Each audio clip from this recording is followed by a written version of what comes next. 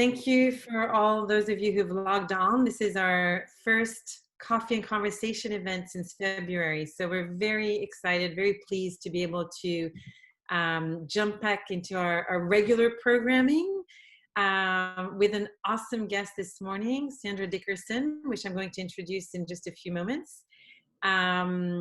Before I jump into that, we have our coordinator who's going to give us an overview of how we're going to proceed for this hour-long webinar. So the webinar is recorded. There is going to be an opportunity for Q&A, but I'm going to let Lexi jump in and give us an overview. Lexi, please give us some rules of the road here. I think she's muted. Okay, so maybe I'll jump in. I'm unmuted now. Okay, Lexi, go for it. Okay, so we'll be starting soon. There's a chat feature and there's a Q&A feature. Please use the Q&A one for all questions. This meeting is being recorded. I think you're all notified of that, and it'll be shared afterwards with all the registered attendees. Yeah, and we'll have question breaks periodically throughout the conversation. Okay, thank you so much. So, Sandra, great to have you with us this morning. This is Coffee and Conversation. It's a forum for us to be able to share and highlight great entrepreneurs from San Luis Obispo County. We love to share success stories and to inspire our crew. Also, it turns out you have amazing expertise in an area that's very relevant to the times. A lot of business owners are trying to figure out how to manage their workforce more than ever. And so you have 25 plus years of deep experience in the HR industry. You're the CEO and HR director at Your People Professionals and EW Business Partners. So you work with clients statewide. You provide strategic consultation to help them manage their workforce. Not only with just recruiting, but you help coach employees, you help business owners figure out how to manage performance evaluations, performance of their workforce, compensation options. We get a tremendous amount of questions around compensation, equity compensation, benefits, and also how to manage, risk management type issues. So glad to have you on board because it's more relevant than ever right now. We've seen business owners being able to benefit from the EIDL and PPP loans for the SBA to navigate the last 2-3 months. But as businesses are reopening, relaunching, there are numerous issues around health and safety for workers, and also just trying to figure out how to bring workers back on board. But so thank you so much for being here. We really appreciate you giving us your time. Tell us a bit more about how you started your business and how you've grown your business. Let's start with that and then launch into your career path. Okay. Well, a little bit first on YPP and our business. A lot of people, and still around San Luis when I talk to people, and what their perception of our business is, a lot of people think that we're temporary staffing. I did temporary staffing for a number of years, and I probably stopped at least 15 years ago, and it was never a real core part of our business. It was a very, very small part of it. The primary core of our business, and probably still about 95+% of our clients, are where we become the HR department for our clients. So we come in and we assume transactional work like payroll and transactional HR work, all the way up to having a senior HR manager who does all of the oversight. For example, in this whole COVID environment, she's been working with all of the rest of my HR team to help us make sure literally day to day that the advice that we're giving and guidance that we're giving is as accurate as it can be, because this has been a incredibly fluid situation where literally at the outset for the first couple months, the rules were changing almost daily.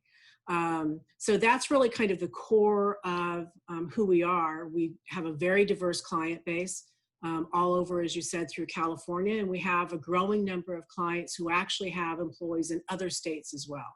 So we still are very California focused, but we've also had to become adept in other state regulations as well, which always adds to the challenge and interest of what we do.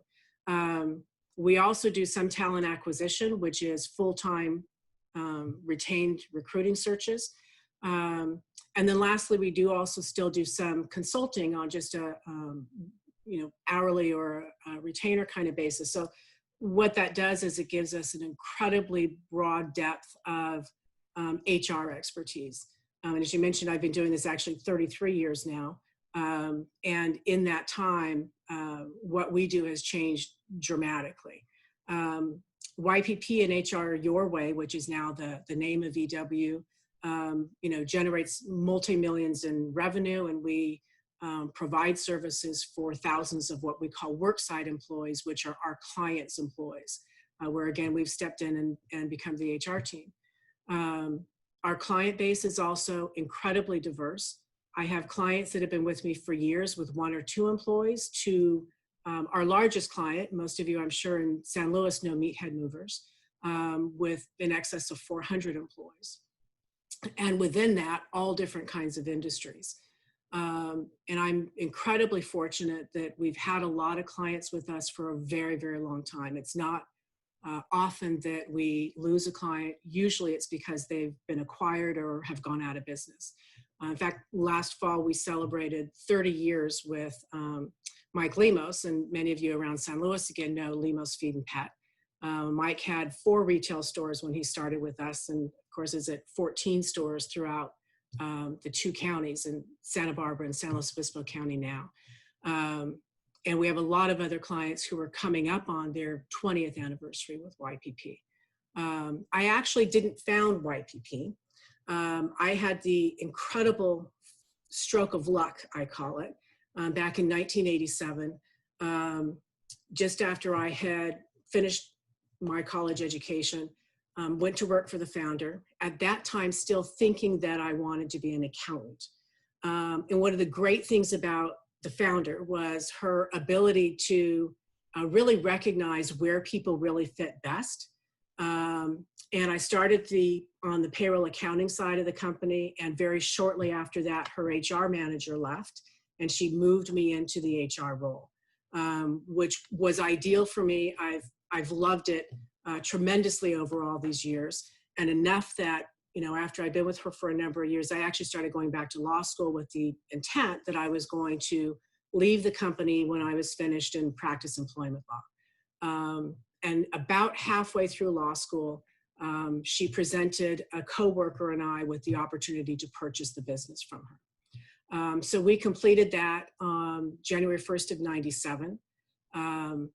In that acquisition, I focused on the HR and the services, the front side, I call it, of what we were providing to clients. And my new partner was focusing on the payroll accounting side, what I call the back end. In 2014, we had a client with us that did similar services to what we actually did in the Bay Area and used us for his internal HR department. But he had a particular expertise in the banking industry, and most specifically in compensation, which is almost an area unto itself in human resources, because it is a completely different skill set, a highly analytical type of skill set, doing compensation work than other HR work. So we acquired that company in 2014, and then last year, I actually renamed it from EW Business Partners to HR Your Way. And that is really the name that we're known through the Bay Area, because we also acquired a base of clients when we did that acquisition. Last year in 2019, my partner retired, and so I assumed full ownership of both YPP and HR Your Way. So it's been somewhat of an evolution over the 33 years.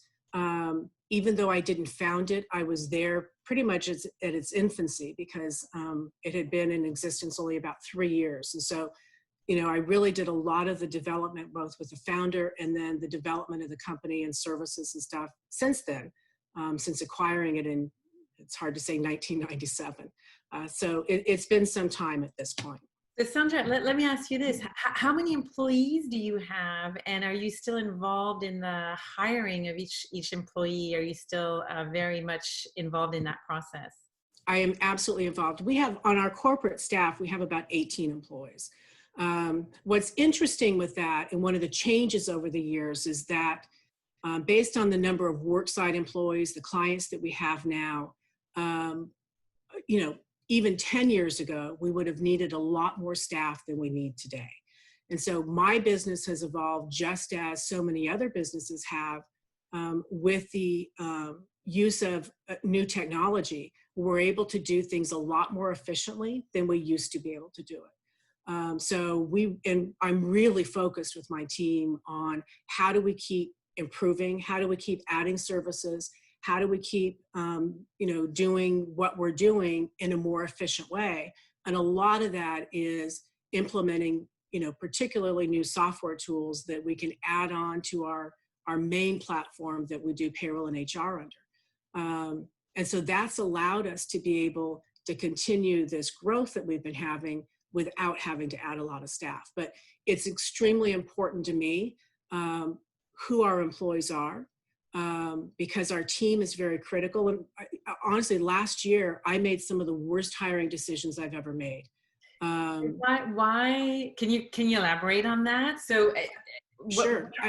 I think that of course on those hires, and what were the elements that were the red flags you should have looked out for that you didn't for whatever reason?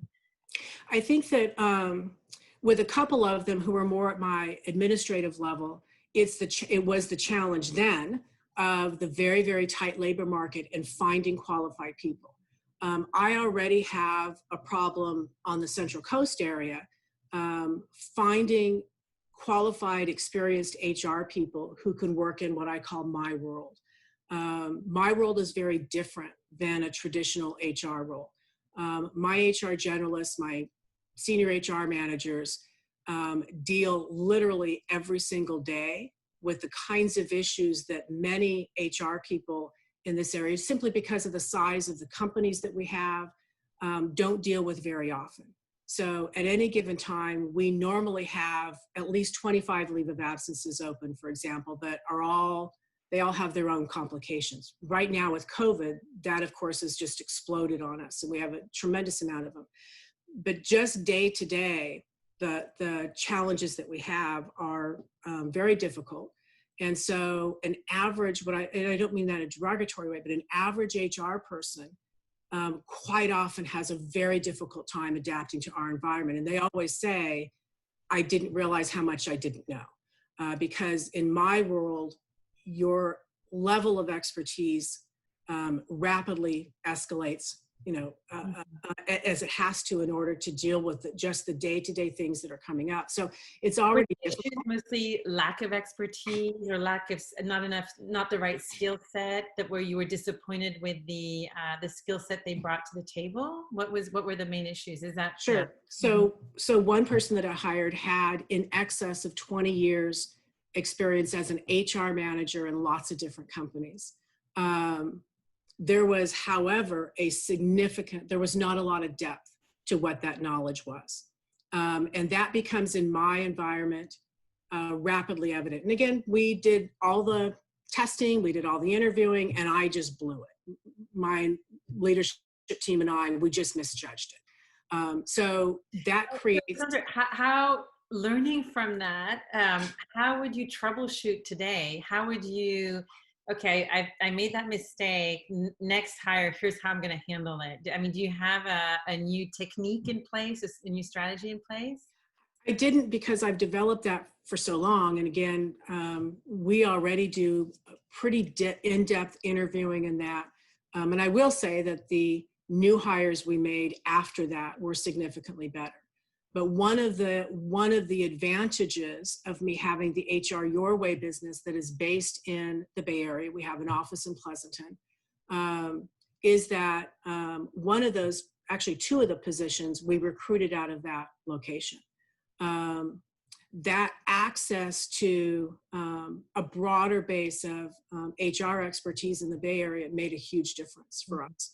I don't always want to go out of the area, but it is an advantage that I have the other office that I can pull in.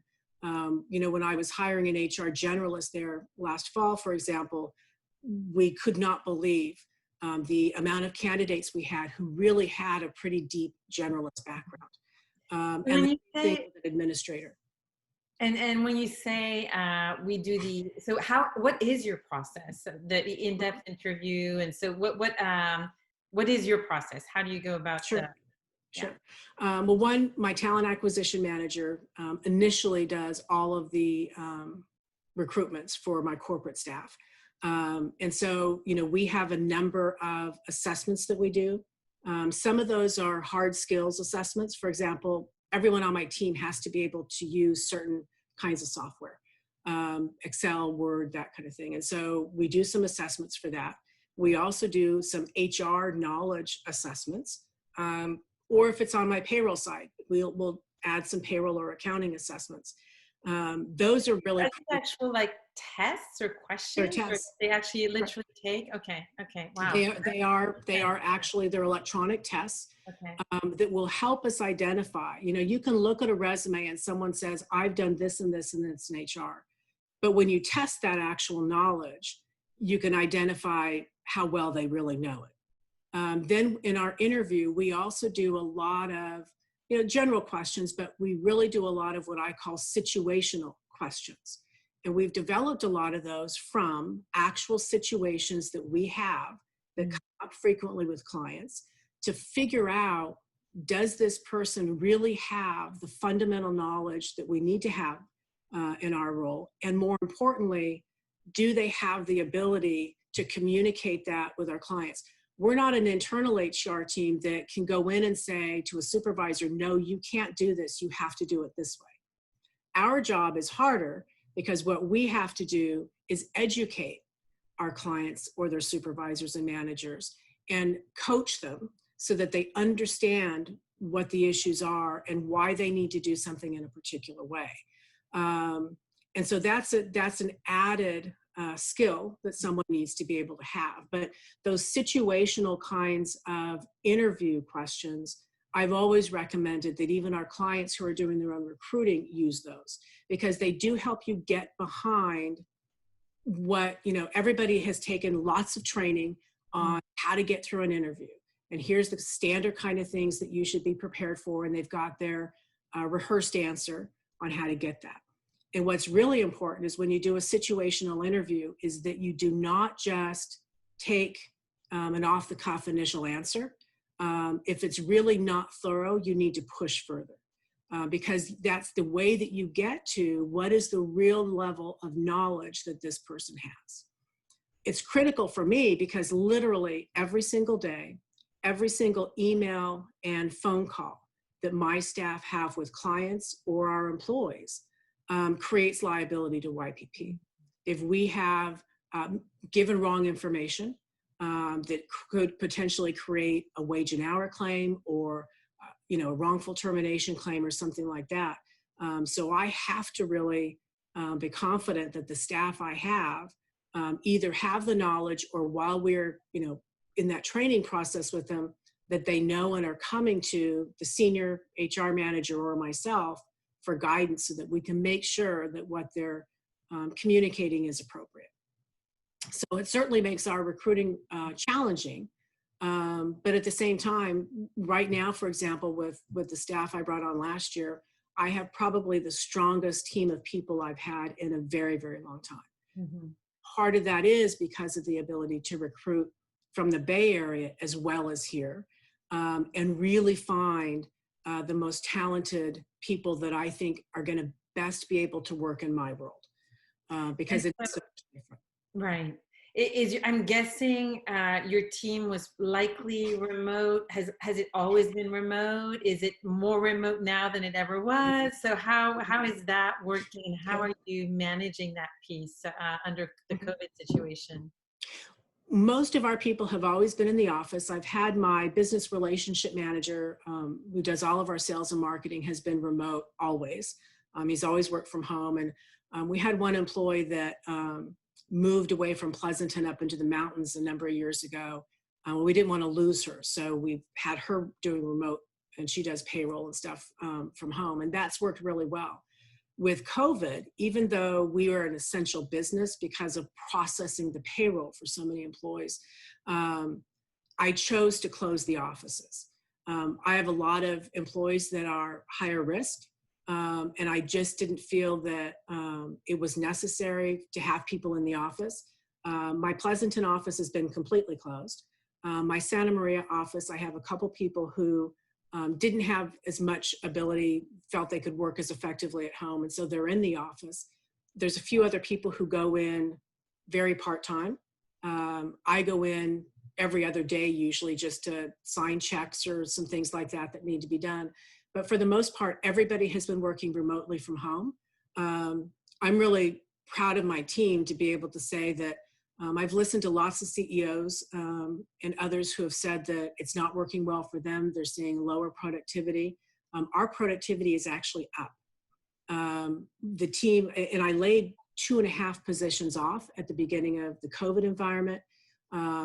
My team absorbed all of that, plus the phenomenal workload that COVID has brought to us, because literally all day long is calls and emails of, COVID related issues on top of the regular stuff that we do.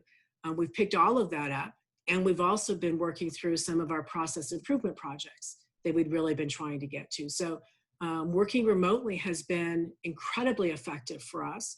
And with my Pleasanton office, we're still having a conversation about whether we even want to reopen or not. Yeah. I actually have my lease up and an option to renew, and we're having that discussion. One of my employees is saving 3 hours a day. She was commuting an hour and a half to work, and she doesn't live that far, but Bay Area traffic normally took her an hour and a half.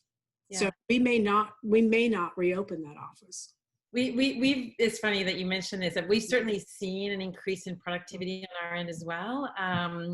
So let me ask you this. This is a question we're getting from businesses that are thriving right now and are doing well, where remote has worked really well for them.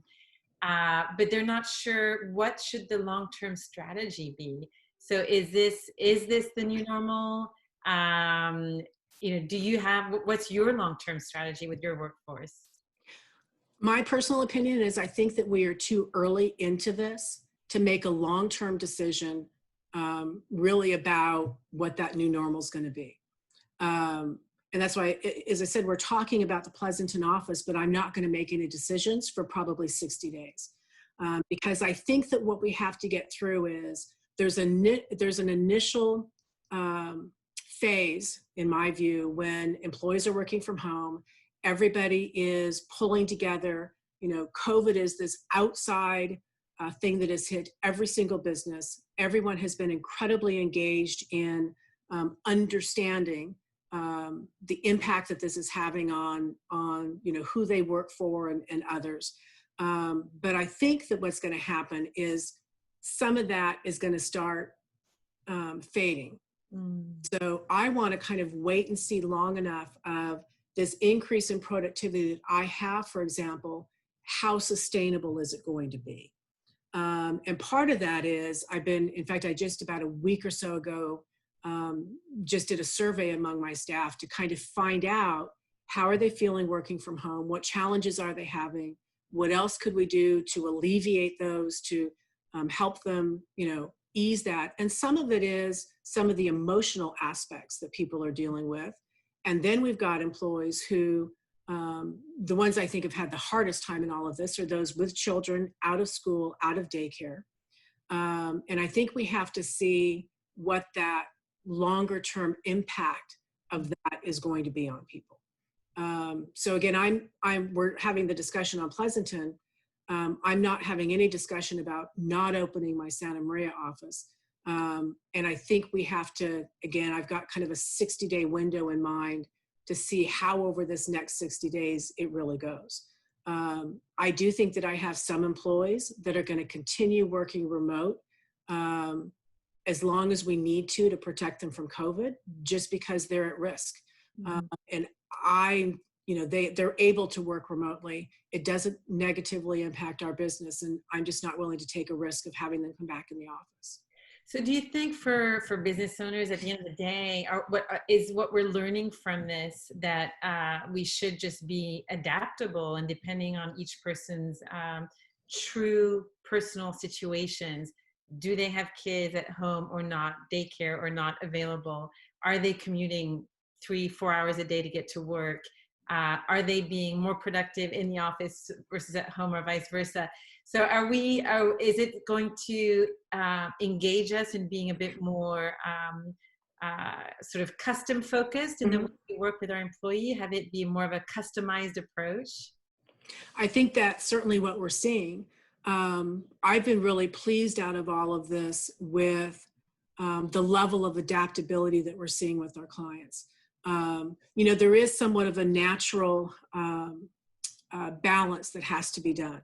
On the one hand, all of our clients have been very concerned about COVID, very concerned about their employees being exposed. On the other hand, they also need to be able, if they've been able to operate and not completely shut down, they need to be able to have the business function so that they don't go out of business entirely. And it has been a real challenge, and we're starting to see now more issues surrounding employees who are just fearful of COVID and not wanting to come to work. We're starting to see more issues where people are actually testing positive now, and the ramifications of that in a workplace. But our clients, for the very, very most part, have been incredibly willing to step back, look at this, try to be as flexible as possible. Many that were initially telling us in early March, because we kept saying to clients, you need to be prepared. A shutdown is likely going to be coming. You need to be looking at your business and determining, what positions could you have working remotely. And many that were initially saying, oh, there's no way these people can work remote. When they were forced to, they and they did figure out how to have a lot of these people be able to work remotely. And that adaptability has certainly been evident all along the way as these newer challenges are coming up. So let me ask you this, Sandra, and then again, anyone in the audience, feel free to put a question in the Q&A box. We'll filter questions as they come in. You mentioned that you've adopted different types of software to help manage your team. Are there tools that you're using that are some that aren't like a specific to HR per se, for example, that are very specific, industry specific, but some that are more general to managing teams, to managing workflow? Are there any tools that you're using that have really changed your life that you're willing to share with us? Well, most of our software is, our HR payroll platform is certainly industry specific, because that gives us the ability when we run payroll to also run an invoice for the client that has all their wages, taxes, workers' comp, health insurance premium, everything in one invoice.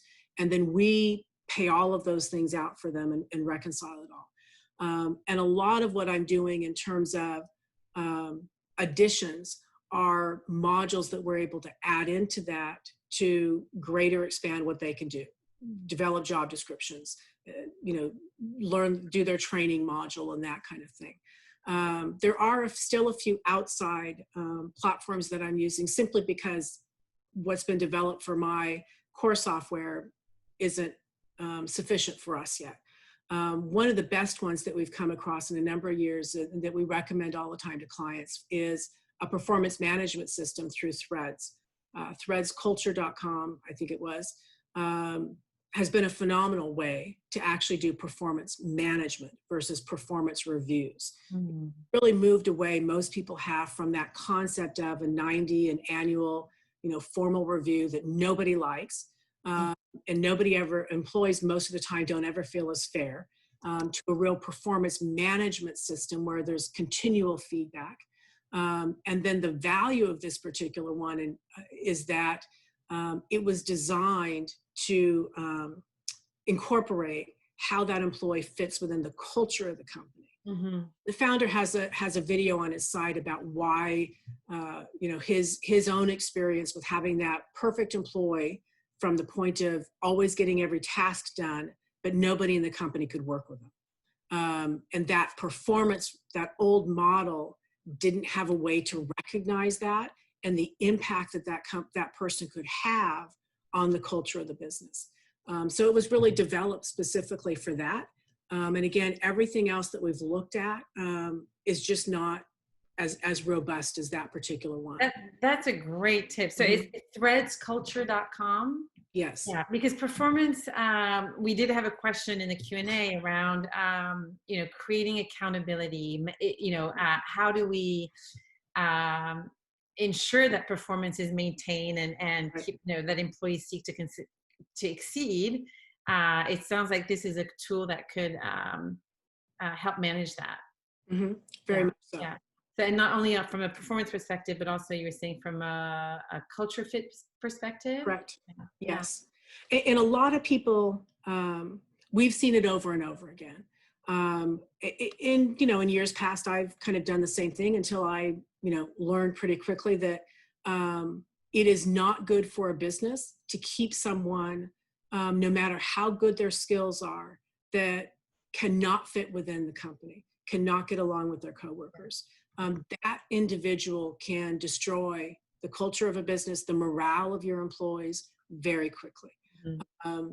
And so, sometimes we coach clients, and the problem is that every business owner, manager is always fearful of, well, wait a minute, what's going to happen if this person isn't here? They know how to do this, and I'm not sure anybody else does. The reality is, no one is irreplaceable. Mm-hmm. Certainly it will, may take a little bit of time if that person has been doing something that's really specialized and nobody else really knows it, but somebody can learn it. And someone can usually learn it fast enough. And so quite often what happens is the clients, where we talk about this and encourage that this may be someone we need to let go, will come back and say, you were right, it really wasn't that bad. Mm-hmm. And I think it's, again, just important to remember that nobody is irreplaceable. And so we have to be very careful not to let the person, mean that they're not a good person. That's not what we're saying. They're not in the right position, that may not be the right company for them. And I've had some employees that I let go over the years who have come back and said, you know what, I'm really glad you did that. It was the right thing for me. Not everyone's going to come back and say that, but some of them will. Tell us about your company's culture and how you measure that culture fit from your perspective in managing your business. Our culture has evolved. We had our own challenges with culture a few years ago, and one of that was once we had the departure of a key executive, we were able to significantly turn that culture around pretty rapidly. What I've always wanted is what I think we have very strongly now is we have a culture where everyone works together. It is not okay for people to say, well, that's not my job, I don't need to help you out. We're all in this together. And everybody that I have understands that we are all focused on providing the best possible services to our clients and our worksite employees. I've always maintained that it's just as important to take care of our worksite employees as it is the client, because that's what an HR department is supposed to do. And so we have everybody that works incredibly collaboratively. And again, even with everyone working remote, one of the things that we did implement, we use a lot of email and stuff, but we actually implemented Microsoft Teams. That's been a great tool. Another tool. People are jumping on that all through the day. They can call, they can put video on if they want.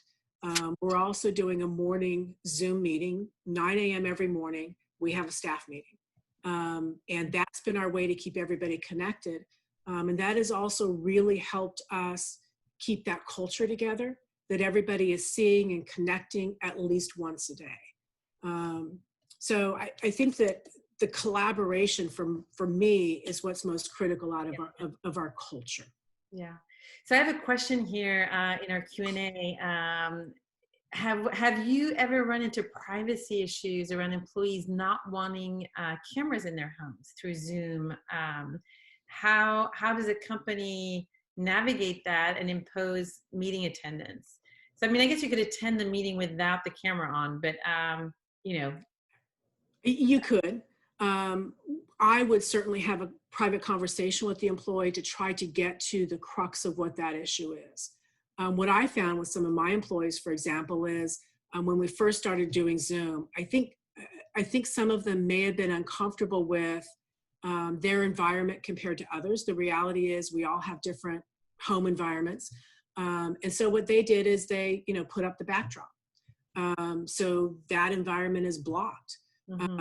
And so I think it's getting to what that real issue is. Now, I was also very upfront with people because what I noticed initially, in fact, one of the employees that I laid off after we'd gone to remote kind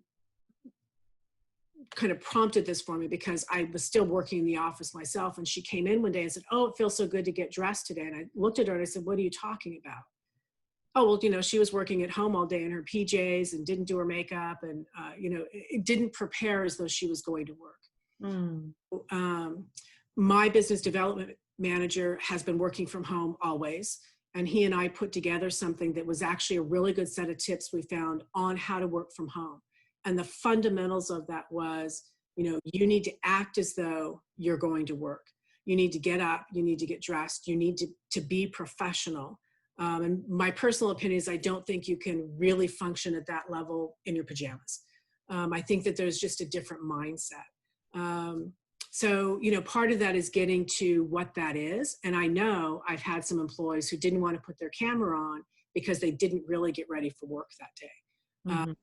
So we kind of push that a little bit. I do have some employees that their home systems, that they chose not to take their office system home. They wanted to use what they had at home that doesn't have a camera. So I've been a little bit lenient with that. But if we continue doing this on a long-term basis, I'm going to require the camera. I may end up buying one that, sits on top of their system, an outside kind of camera system, something, because I do think that there is, again, a different level of engagement that people have when they can see each other. Mm-hmm.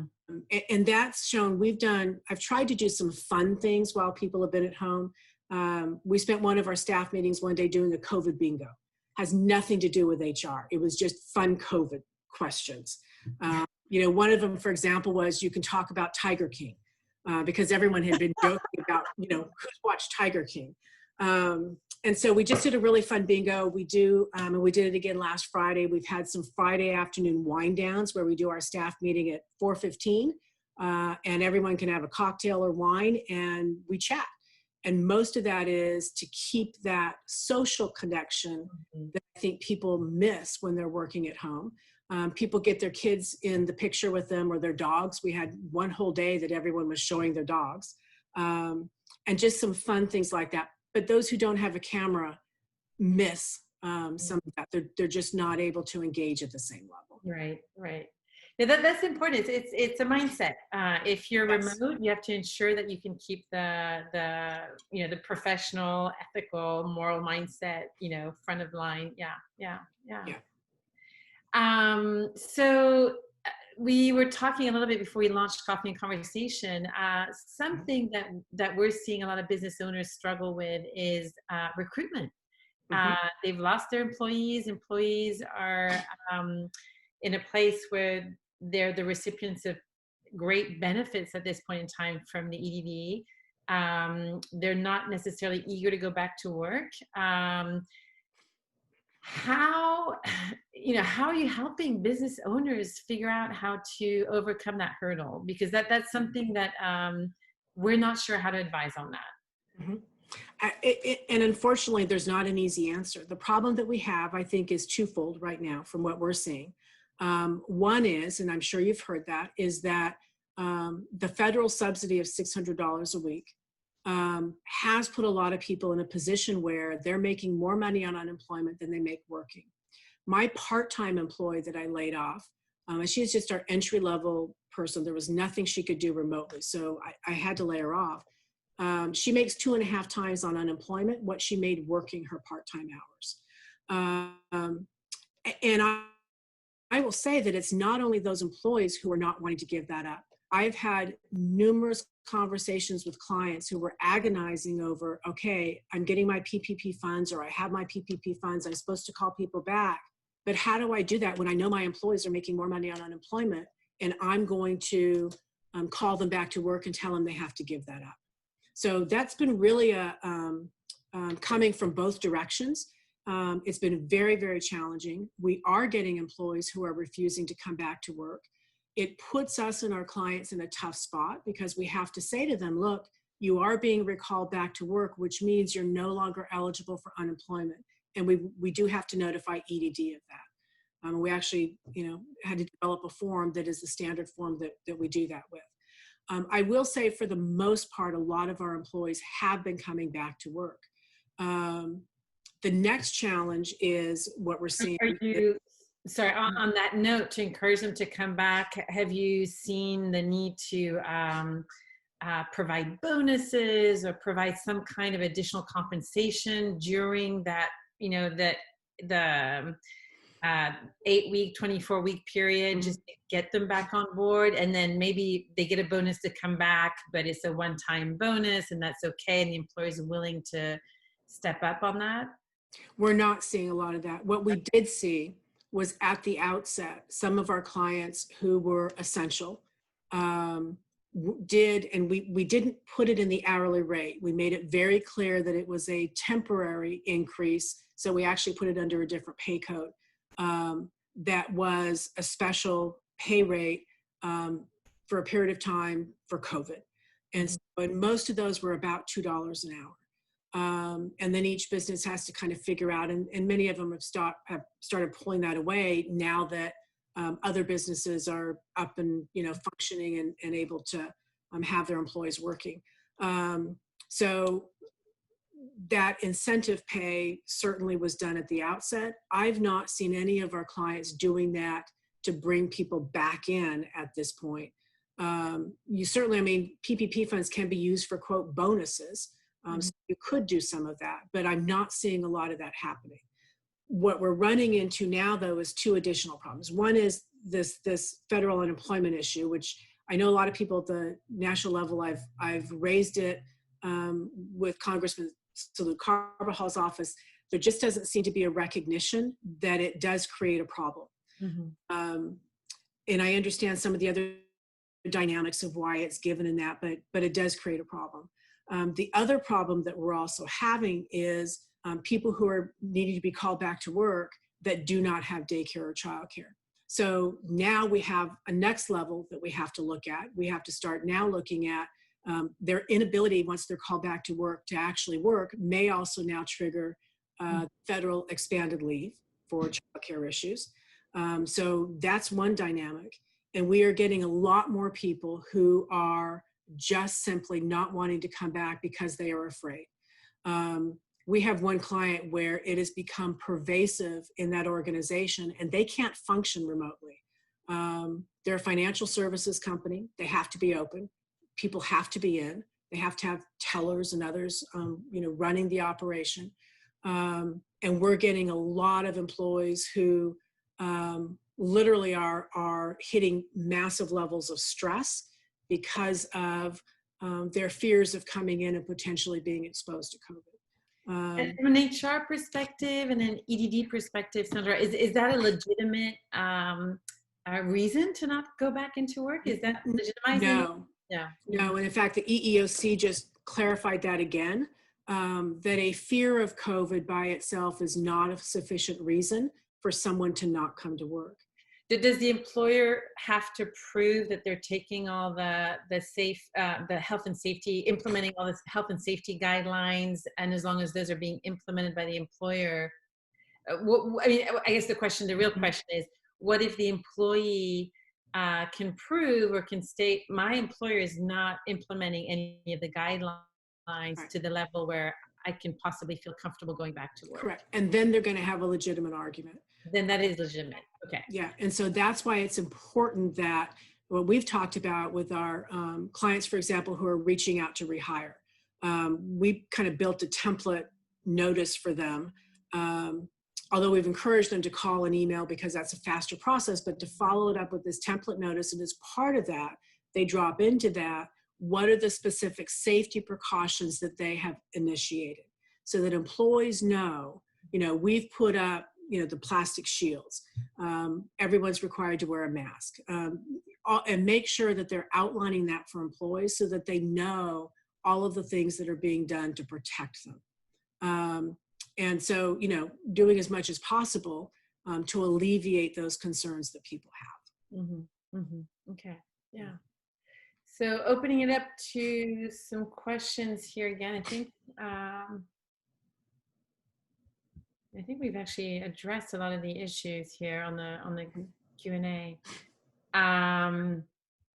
We have someone, one of our attendees, who made a great comment about, she's saying that with her good employees, they just want to come back, and that's just that just validates the culture fit.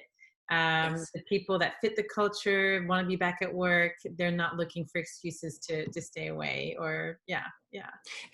And I think that one of the things that I was really pleased to see through March and April, when we were doing so many layoffs, with one exception, I only had one situation where an employee tried to claim that she'd been wrongly selected for layoff. Everybody else was understanding, accepted, said to us and our clients, we understand. And I think it's because it was this COVID situation where it was the state saying businesses must close or businesses must do these things if they're essential and able to operate. And so for a great part, it was really good to see that so many employees were not argumentative. We're not saying, why me over this person? We got very, very little of that. Mm-hmm. And many of them have been reaching out and saying, when can we go back to work? So that has been a really great thing to see out of this, that now, certainly EEOC, DFEH is starting to see some claims coming in that are COVID related. Particularly, the biggest area is in the area of ADA accommodation. But those are different dynamics. They're not a layoff. They are, and most of it are people who are saying, I wanted to work at home and my employer said I couldn't. So we'll see some of those, and they'll continue to kind of move through the process. But for the very great part, a lot of them were very understanding about the layoffs. And then we have had a lot of people who are, anxious and wanting to come back to work. Yeah. I have another interesting question that we haven't hit on, and that's that's actually always been an interesting question, regardless of COVID. She's talking about the work-life balance question, especially with younger employees, as you know. And I don't so much, I've always been against the characterization of millennials that are so self-centered, et cetera. I don't think that's. I think it's an age group. I think it's not. I think every generation, when they hit their mid-20s to early 30s, it is what it is. You are pretty self-centered. You're focusing on your, on your needs. You're launching in life. But for that sort of generation that keeps coming through, that seem more eager to set boundaries. What are your thoughts on that topic? What are your recommendations? How do you address that? One, every business owner I've ever talked to, including myself, is so tired of hearing the work-life balance. But the reality is, it is not just the young generation, newer coming into the workforce, who are looking for that. It is multi-generational at this point. It may have started with the younger generation, but it is pervasive at this point. Everybody says, I really want some work-life balance. Most people do not want to work nonstop. Mm-hmm. They want to have some flexibility, some time off. And so I think that that's something that we all as business owners have to recognize and be able to address. What we're seeing also, and I see it on my own staff, is a lot more employees now who are not happy just to come to work, put in their time, and go home at the end of the day. There is a much different level of engagement that they want to be able to have. And I think a good example is when I took over the full ownership a year or so ago. I started a different way of, one, I put in a leadership team who've been phenomenal, but I also started being, one, very open with the leadership team. They get full financials on the business. They are fully engaged in the strategic planning for the business. That has engaged all of them at a level that we hadn't had before, which I think is phenomenal. But with all the rest of the staff, we've also started, as we're developing KPIs and stuff, we've started sharing a lot of that with the staff. So that and I was very open with everybody. We did a Zoom call one day right after COVID started. When I did have to, I laid off one person, I cut another person's hours, and I had already laid off our part-time person. And I was very upfront with people about where we were going, what our plans were, how we expected that we would work our way through the impact that COVID had. Of course, as I was laying off hundreds of employees, that had a direct financial impact on our own business. And I was upfront, so people really understood that. That level of engagement makes a real difference. And that's what a lot of people I have found really want. It's an issue of transparency, sharing the information, so everyone knows their the level of accountability they have to be able to support that. Support the goal. Yes. Yeah. And I think also what we're seeing is a lot more than 20 plus years ago, where people were less concerned with the company itself than the job and going to get paid and that kind of thing. Very, very much so. And all the studies show that is they want to be working for a company that they like the product or services that are being provided. They feel good about where they're working. And so that's where I think also, and I've done some talks on that, just strictly on how to, attract and retain talent.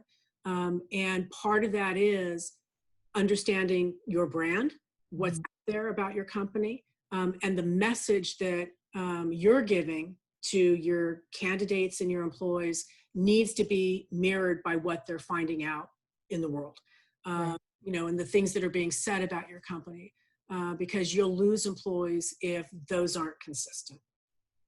Yeah, thank you.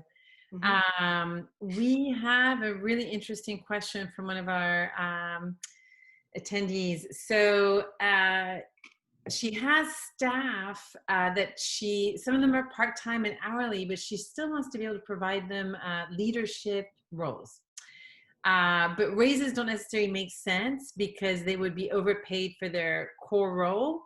So it doesn't necessarily align financially. But she wants to provide them maybe a stipend or some kind of recognition for the extra leadership piece that she's adding onto their role.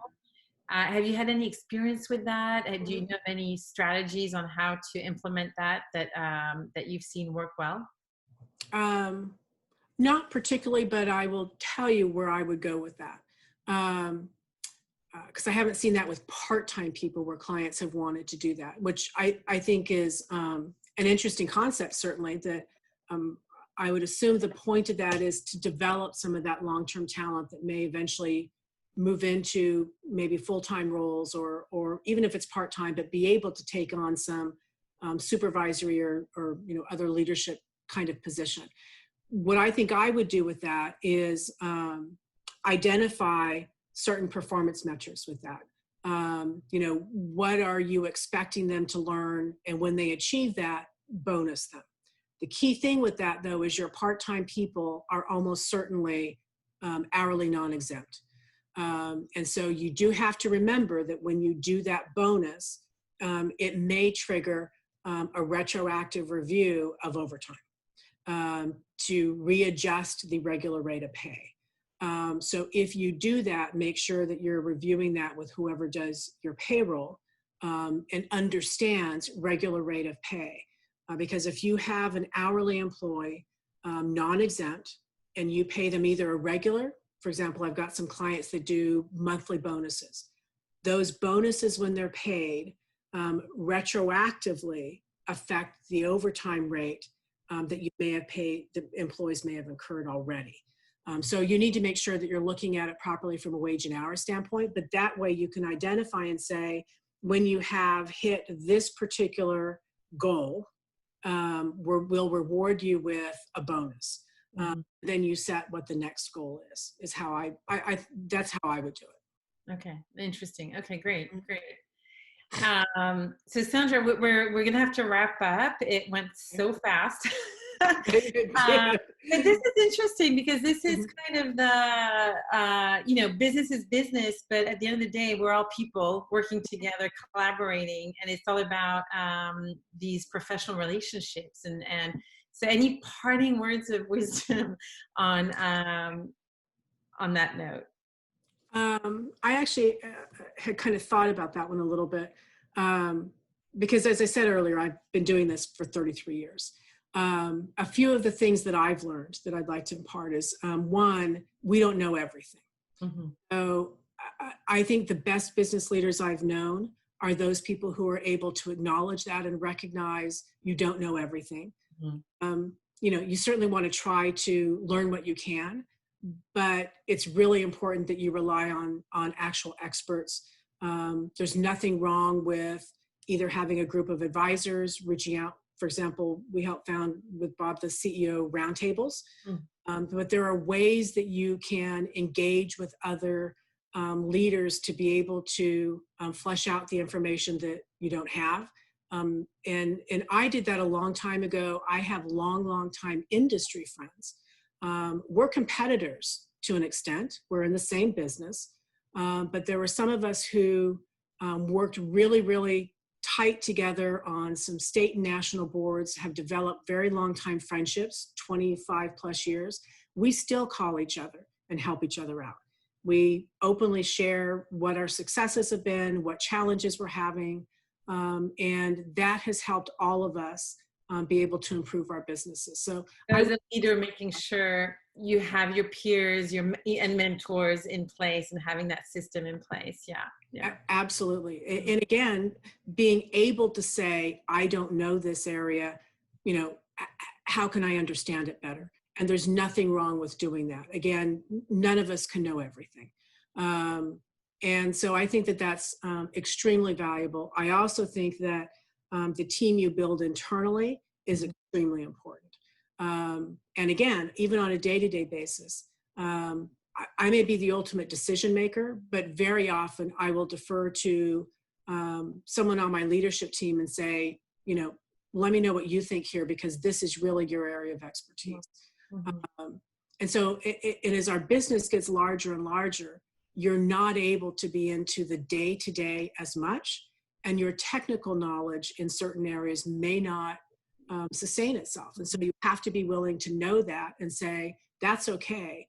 I've got around me people that in their particular areas at this point, I'm happy to say they're more technically knowledgeable in some of the HR areas, payroll and accounting areas. That's okay. Yeah, and you're running the business, right? So in a way, it's taking you out of that expertise level within the HR because you're running the business. You're the CEO, right? So you now have to, that management role. Yeah. Right. Okay. Well, thank you so much, Sandra. This is great. One of our attendees just sent a note saying, "Thank you. This was awesome." Oh, good. Thank you. Thank you so much. Great, lots of great gems from the talk. I'm going to check out threadsculture.com. That sounds really, really interesting. Yes. Thanks for sharing that tip. And to those who are still online, real quick, we have our major event of the year, AngelCon 2020, happening on June 30th. We have posted the link, the Eventbrite link on the chat box. The tickets are just $10 a pop. It's a 2-hour virtual event. We have 6 startups, tech startups, that are going to be pitching their companies. We've been working with them for close to 12 months now. They're so ready to pitch to investors. And the winning startup will receive $100,000. It's a great event, super fun to watch. There's an opportunity for our audience to select their favorite startup and to donate some funding to their favorite startup. So these are 6 startups from the Central Coast area. It's really fun to see the new technology and innovation coming out. It gives us all a first glimpse on what's coming. And these are companies we're going to keep supporting, and hopefully they'll keep growing here on the Central Coast. So that's on June 30th. Eventbrite links in the chat box. And our next Coffee and Conversation is on July 8th at 8:30 a.m. We have 3 of the investors from AngelCon will be our panel speakers, and they'll explain why they chose the startup that they chose, that they selected to make their $100,000 investment in. What were the parameters that set that startup apart, and why they chose to invest in that company. So it'll be interesting to get their take on what their investment strategy was. So join us on July 8th if you can. And again, Sandra, many, many, many thanks. So great to have you with us this morning. And hopefully, wishing you the best navigating the next 6 months. It's going to be fun. And if there's one person who will probably do it perfectly well, you're well positioned to, we'll just follow your lead. Yeah. Okay. Thanks, Sandra. All right. Thank you very much. Take care. Bye-bye.